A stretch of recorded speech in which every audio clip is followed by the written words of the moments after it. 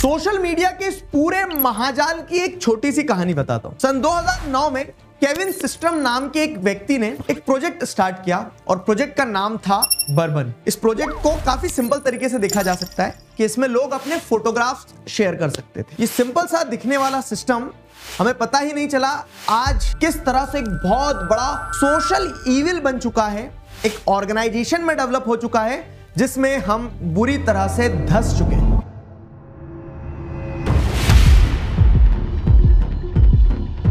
If you were to choose 3 words that sum up social media, what would they be? Unnecessarily, tragically harmful. A realization is dawning about the true cost of social media. Instagram wants to make a ton of money, and they don't care if they happen to kill some kids along the way. This is an urgent crisis. Millions of teens are having their mental health compromised. I think Mark is responsible for what happened to these kids. जी हाँ, आपने बिल्कुल सही guess किया। मैं बात कर रहा हूं सोशल मीडिया जाइंट इंस्टाग्राम की। ये हमारे जीवन की उस खाली स्पेस में एक ऐसा गेस्ट बनकर बैठा है जो जाने का नाम ही नहीं ले रहा है। और मान लीजिए एक पल के लिए अगर आप इंस्टाग्राम को अपने जीवन से निकाल भी देते हैं तो कुछ नए मेहमान जैसे स्नैपचैट, फेसबुक, ट्विटर और एक लंबी लिस्ट है, ये सब आपके जीवन में आने के लिए आपका दरवाजा खटखटा रहे होंगे। इंडिया में ऑन एन एवरेज एक व्यक्ति 4 घंटे स्क्रीन पर बिताता है। अब आप कहेंगे कि अगर 24 में से 4 घंटे फोन स्क्रीन को दे भी दिए तो क्या गुनाह कर दिया, हम कम सोकर एडजस्ट कर लेंगे। लेकिन मैं आपको उसका गणित बताता हूं। इंडिया में लाइफ एक्सपेक्टेंसी जो है वो एवरेज 67 ईयर्स है। अब इस 67 ईयर्स की उम्र में मान लीजिए कि 16 साल की उम्र में आपको पर्सनल फोन मिल गया होगा और गणित किया जाए 4 घंटे दिन के हिसाब से अपने सीमित जीवन के 9 साल आपने स्क्रीन पर बिताए हैं, जिसमें से मेजॉरिटी टाइम आपने सोशल मीडिया पर वेस्ट किया है। ये नंबर्स जितने शॉकिंग हैं उससे कई ज्यादा शॉकिंग इसका इंपैक्ट है हमारे ऊपर, हमारी पर्सनल लाइफ के ऊपर और इस पूरे विश्व के ऊपर। इन सोशल मीडिया एप्स का कोई पॉजिटिव एजेंडा नहीं है। इन एप्स को चलाने वाले लोग काफी स्मार्ट होते हैं। उनका एक मेजर काम होता है कि वो आपकी लाइफ को ट्रैक करेंगे, आपके बिहेवियर को एनालाइज करेंगे और उसके अकॉर्डिंग चीजें आपको दिखाते रहेंगे। अगर आपको यह लगता है कि ये एप्स उतनी भी स्मार्ट नहीं होती है तो 2 मिनट के लिए इस प्रैक्टिकल को समझिए। हम यूजुअली कहीं पर कुछ अगर सर्च करते हैं और अगर वो किसी प्रोडक्ट को हमने सर्च किया है, वो सोफा हो सकता है, वो कर्टन्स हो सकते हैं, और आप ये देखेंगे कि ये सोशल मीडिया साइट्स आपको उसी चीज के ऐड दिखाना शुरू कर देती है।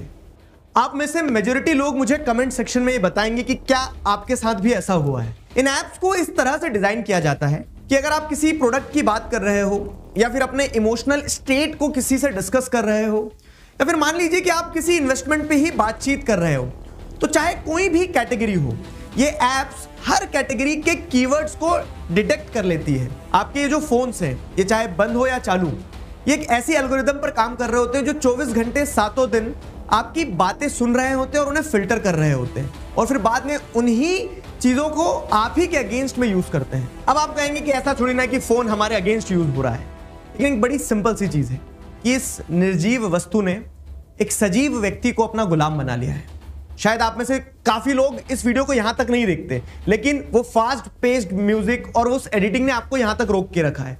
और इसी तरह से आपका क्या टेस्ट है या फिर हमारा ह्यूमन ब्रेन किस तरह से हार्ड वायर्ड है, वो ये डिवाइसेस, ये सोशल मीडिया के थ्रू बहुत अच्छे से जानते हैं और वही चीज आपको दिखाई जाती है जिससे आपका अटेंशन अट्रैक्ट किया जा सके। फॉर एग्जाम्पल, आप सब जानते हैं कि सोशल मीडिया पर आप टाइम वेस्ट कर रहे हैं, लेकिन अपने आप को रोक कर भी नहीं रोक पाते हो, हर दिन उस पर टाइम वेस्ट करते हो। ये एक बहुत बड़ा एग्जाम्पल है इस चीज का जो ये बताती है कि हम कंट्रोल्ड हैं।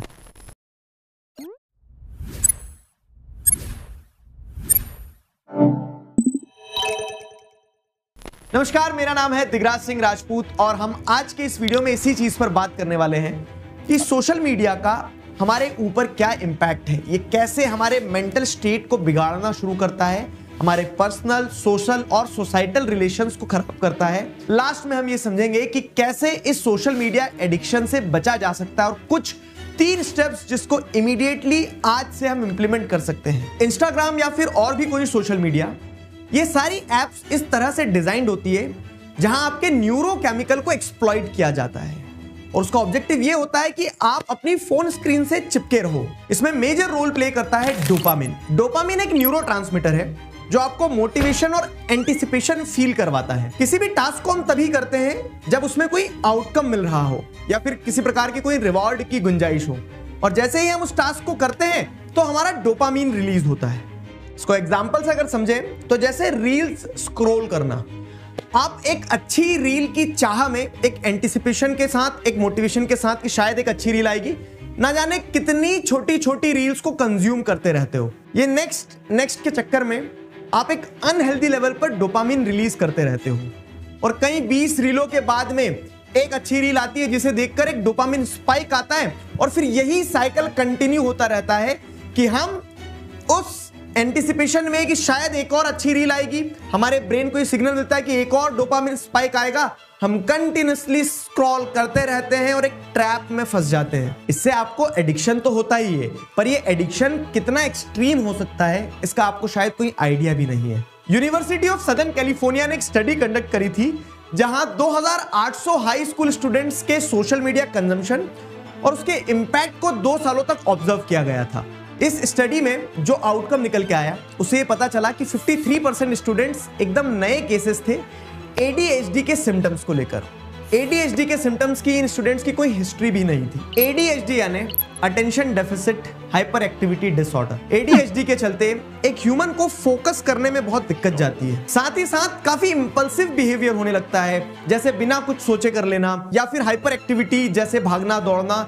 कुल मिला के एक जगह पर शांति से बैठने में दिक्कत होने लगती है। रिसर्च गेट के एक रिपोर्ट में भी सिमिलर पैटर्न देखने को मिला है, जहां पर हाई डोपामिन के चलते लोगों को ADHD, स्लीप डिप्रिवेशन, ओबेसिटी जैसी समस्याओं से गुजरना पड़ता है। पर इस रिपोर्ट में एक और बेहद इंपॉर्टेंट पॉइंट मेंशन था, लो डोपामिन के होने से डिप्रेशन, अटेंशन डेफिसिट और पार्किंसन होने के चांसेस भी होते हैं। ये रिपोर्ट्स बताती हैं कि एक बैलेंस डोपामिन होना कितना एसेंशियल है। बात की जाए सोशल मीडिया एप्स की, तो ये हमें एक थ्रिल देते हैं, एक डोपामिन स्पाइक देते हैं, लेकिन यही एप्स हमें लो भी फील करवाते हैं। ये बाहर से फ्री दिखने वाली एप्स आपको पूरी दुनिया से कनेक्टेड तो रखती है, और उसके बदले में ये आपसे एक मोटी फीस भी वसूलती है जिसके बारे में आपको पता भी नहीं चलता। हमें लगता है कि जितनी भी स्पीशीज है उसमें ह्यूमन बीइंग सबसे ज्यादा एडवांस है। तो चलो एक सवाल मैं आपसे पूछता हूं, गेस कीजिएगा कि गोल्ड फिश जो होती है उसका अटेंशन स्पैन कितना होगा।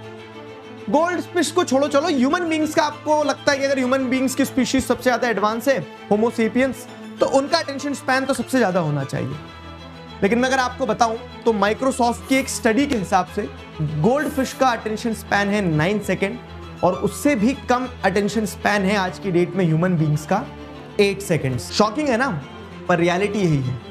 अब खुद सोचिए, सोशल मीडिया के समय से पहले अगर आप एक 90s बॉर्न है तो आपको समझ में आएगा कि सोशल मीडिया बहुत लेट आपके लाइफ में आया, लेकिन उसके पहले की जो लाइफ थी तो वो थोड़ी स्टेबल थी। आप 4 से 5 घंटे बैठकर पढ़ सकते थे, कंसंट्रेट कर सकते थे, लेकिन शायद आज आधे से 1 घंटा बैठने में भी आपको वो हाइपर एक्टिविटी डिसऑर्डर महसूस होने लगेगा। चाहे पर्सनल लेवल हो या सोसाइटल लेवल हो, हम सभी एक बहुत बड़ी कॉस्ट पे कर रहे हैं, एक हिडन कॉस्ट पे कर रहे हैं इन सोशल मीडिया एप्स को यूज करने की। चलिए पर्सनल लेवल से शुरू करते हैं। सोशल मीडिया के जो अलग अलग एप्स हैं, ये आपके अंदर पर्सनल लेवल पर कई सारे बिहेवियरल चेंजेस को ट्रिगर करते हैं।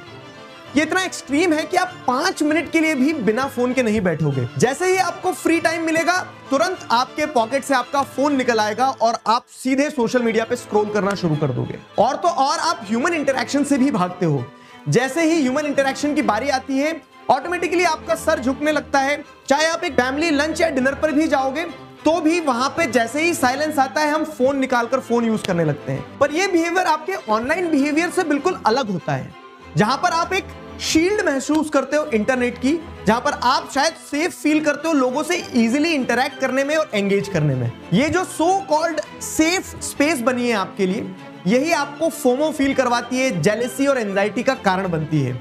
जब भी आप दूसरों को कुछ एक्साइटिंग करता देखते हो तो या तो आप इंफीरियर फील करते हो या फिर अपनी मीन से आगे बढ़कर शो ऑफ करते हो अपनी इमेज को मेंटेन करने के लिए। Royal society for public health ने 2017 की अपनी एक रिपोर्ट में इंस्टाग्राम और स्नैपचैट जैसे सोशल मीडिया एप्स को वर्स्ट ऐप बताया है for young people's mental health. और ये काफी हद तक सच भी है, क्योंकि इंस्टाग्राम जैसी app unrealistic expectations and toxic behaviour की तरफ लीड करती है अगर हम अपनी नीड को ना समझे तो। जो लोग सोशल मीडिया पर बहुत ज्यादा समय बिताते हैं उन्हें आदत हो जाती है कांस्टेंट अटेंशन की, जो कि उन्हें शायद ऑनलाइन तो बहुत आसानी से मिल जाती होगी, लेकिन पर्सनल लाइफ में उतना कांस्टेंट अटेंशन मिलना बहुत मुश्किल है, जो हम सभी के अंदर एक बिहेवियरल चेंज इंट्रोड्यूस करता है। फॉर एग्जाम्पल, जब भी हम एक स्टोरी पोस्ट करते हैं तो हम हर 2 से 5 मिनट में उस स्टोरी को बार बार रीचेक करते हैं कि उसे किस किस ने सीन किया और किस किस ने सीन नहीं किया। इस ऑब्सेशन के चलते सोशल लेवल पे भी काफी इंपैक्ट पड़ता है। बीसीजी की एक रिपोर्ट में मेंशन किया गया है कि Indians on an average 80 times दिन में अपना फोन चेक करते हैं। अब ऐसा नहीं है कि ये फोन सिर्फ फ्री टाइम में चेक करते हैं, काफी लोगों को हैबिट होती है हर टाइम अपना फोन चेक करने की, फिर चाहे वो ब्रेकफास्ट कर रहे हो, चाहे मूवी देख रहे हो, या फिर वो किसी मीटिंग में हो, काम कर रहे हो, या फिर अपने लोगों से बात क्यों ना कर रहे हो, वो रील्स, वो स्क्रॉलिंग रुकती नहीं है। अब ऐसी सिचुएशन में आप खुद सोचो कि लोगों का रियल लाइफ इंटरेक्शन कितना मीनिंगफुल हो पाएगा। और यही कारण है कि ऑनलाइन इतना कनेक्टेड होने के बावजूद भी 40% से ज्यादा लोग अपने आप को अकेला फील करते हैं। आप ऑनलाइन इतना वक्त बिता देते हो कि आपको रियल लाइफ में लोगों से बात करने की जरूरत ही महसूस नहीं होती। और इस समाज में देखते ही देखते कई लोग रियलिटी के टच को ही खो जाते हैं, और इसी का सोसाइटल लेवल पर एक बहुत ही बड़ा और भयानक इंपैक्ट होता है। Oxford word of the year 2024 था ब्रेन रॉट। ये word brain rot societal level impact of social media को समझाने के लिए एक बेहतरीन एग्जांपल है। ब्रेन रॉट टर्म वैसे चीजों के लिए यूज किया जाता है जिन्हें देखकर आपको कुछ सोचने की जरूरत नहीं होती है। ये low quality, low value content होता है जहां कुछ भी सेंस नहीं बनता है। आप खुद इन क्लिप्स को देखो।